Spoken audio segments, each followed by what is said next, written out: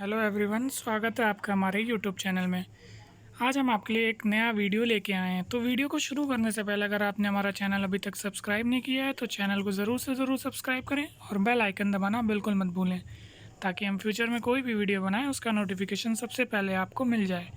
Video को and तक ज़रूर देखिएगा। अगर आपको हमारा वीडियो अच्छा लगता है तो एक लाइक और कमेंट ज़रूर करिएगा। चलिए वीडियो को स्टार्ट करते हैं।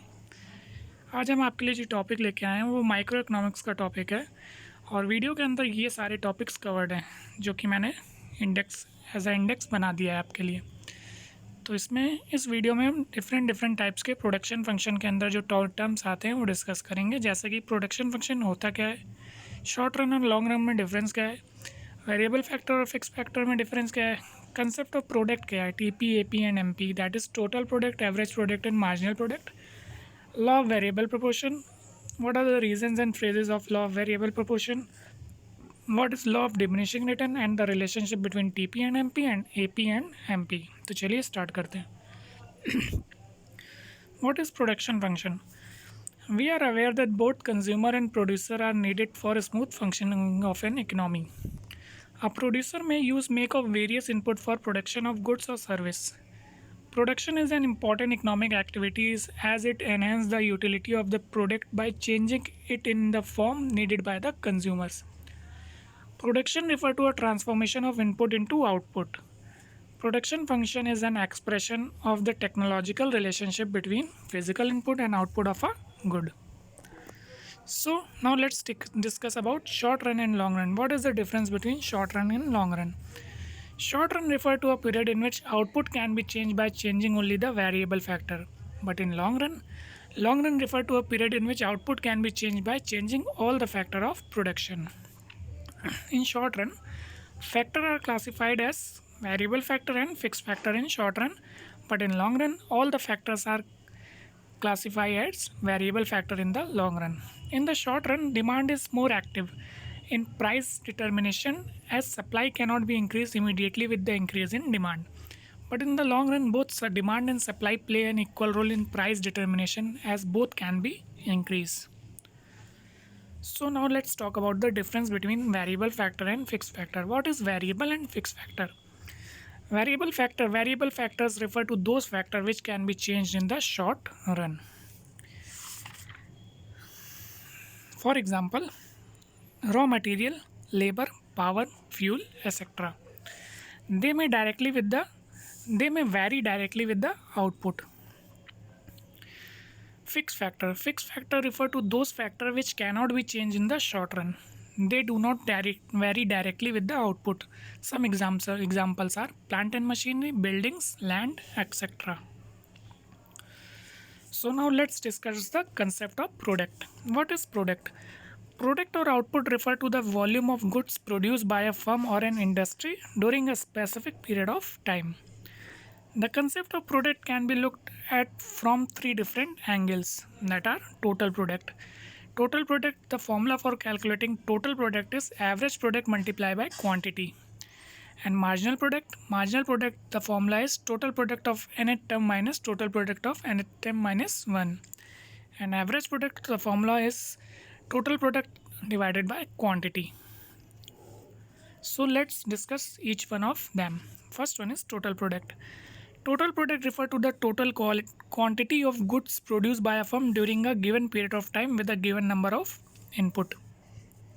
For example, if 10 labor produce 60 kg of rice, then total product is 60 kg. Average product. Average product refer to the output per unit of variable input. For example, if total product is 60 kg of rice produced by 10 labor, then average product will be 60 divided by 10, that is 6 kg. Marginal product. Marginal product refer to the addition to the total product when one more unit of variable factor is employed. For example, if 10 labor make 60 kg of rice and if 11 labor make 67 kg of rice, then marginal product of 11 labor will be 67 minus 60, that is 7 kg. So let's now discuss the law of variable proportion. Law of variable proportion is one of the most important law of production function. It shows the nature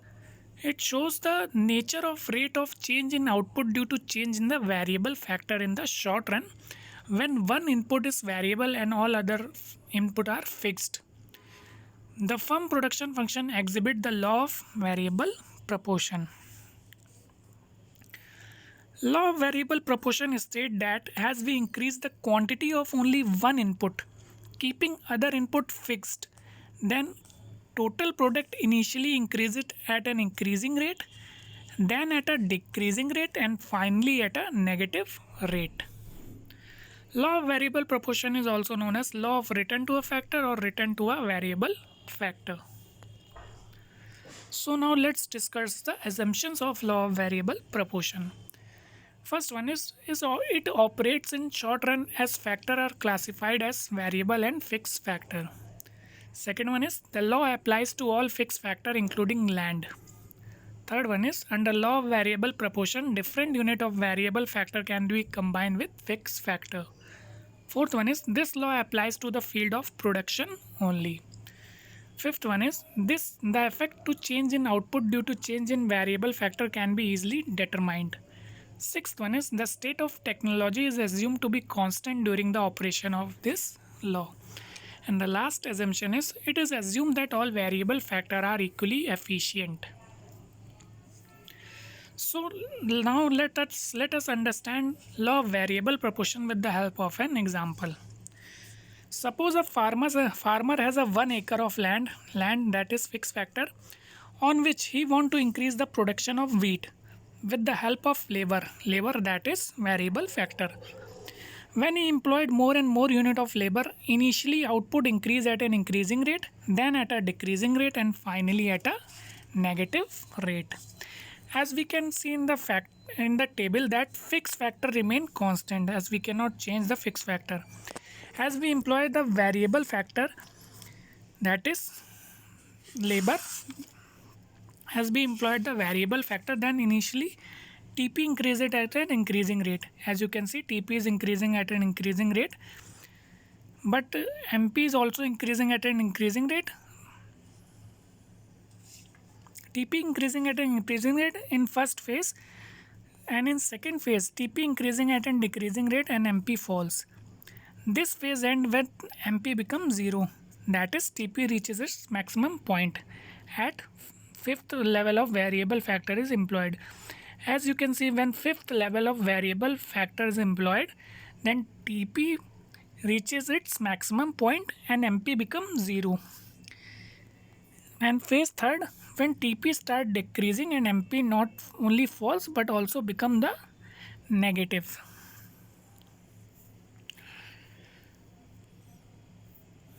Phases of law of variable proportion. Increasing return to a factor, that is phase 1. In the first phase, every additional variable factor add more and more to the total output. It means TP increases at an increasing rate and MP of each variable factor rises.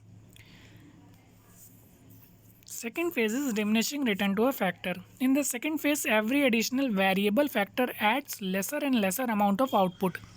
It means TP increases at a diminishing rate and MP fall with increase in variable factor. That is, when we have employed the fifth variable factor, that then TP is not increasing, it become constant and MP start declining. As you can see, when fifth level of variable factor is employed. Third phase is negative return to a factor.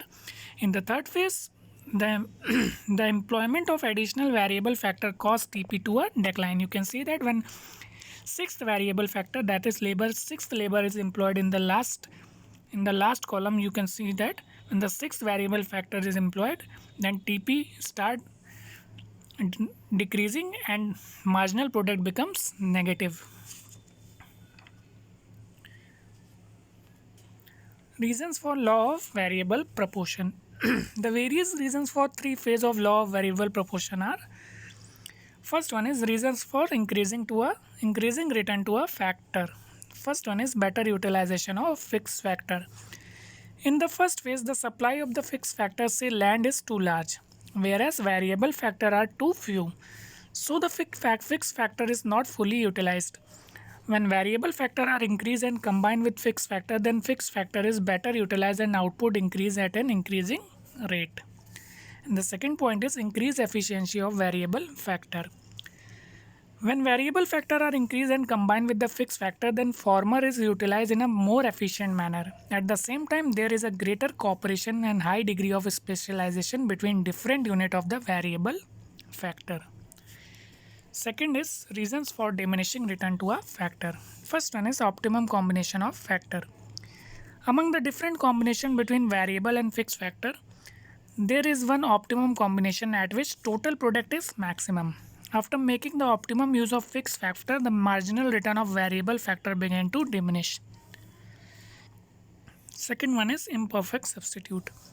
Diminishing return to a factor occurs because fixed and variable factor are imperfect substitute of one another. There is a limit to the extent of which one factor of production can be substituted for another. The reasons for negative return to a factor are limitation of fixed factor.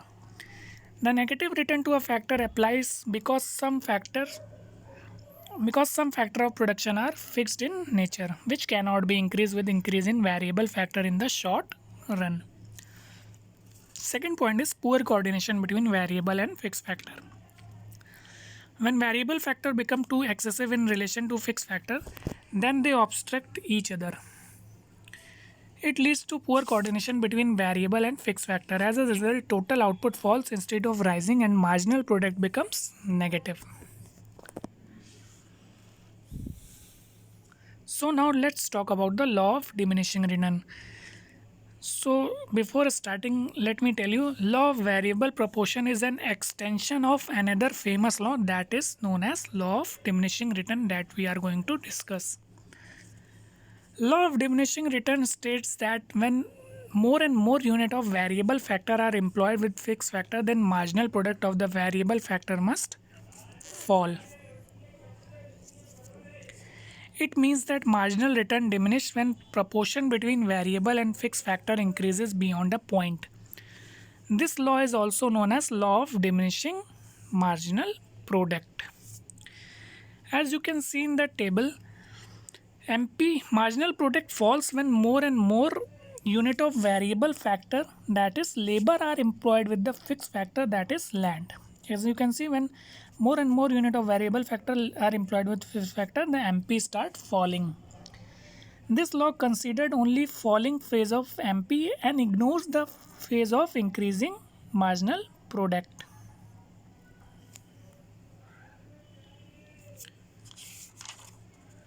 So now let's discuss the relationship between total product and marginal product. The relationship between TP and MP can be better understood with the help of following schedule and diagram. The relationship between TP and MP can be summarized as follows. As long as TP is increasing at an increasing rate, MP also increasing. As you can see that when TP is increasing at an increasing rate, MP is also increasing. When TP increasing at a diminishing rate, MP decreasing.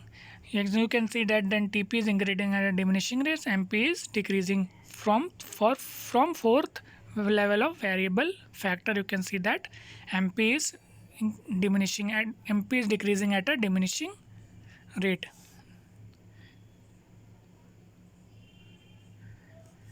When TP reaches its maximum point, MP becomes 0. You can see that when TP at fifth level of variable factor, when TP reaches its maximum, that is 52 units, then MP becomes negative, that is 0. When TP starts decreasing, MP becomes negative. As you can see, when sixth level of variable factor is employed, that is labor is employed, then TP start decreasing and MP become negative. So now let's discuss about the relationship between AP and MP. The relationship between AP and MP is discussed through the table and the diagram. The relationship can be summarized as follows. As long as MP is more than AP, AP rises. As you can see this, when MP is more than AP, when marginal product is more than average product, then AP is rising. And when MP is equal to AP is it maximum, and when MP is less than AP, then AP start falling.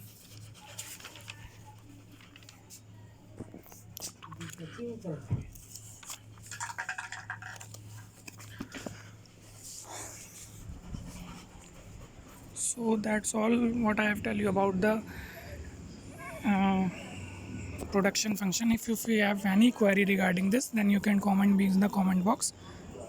And if you like my video, please press the like button and don't forget to subscribe my channel. Thanks for watching.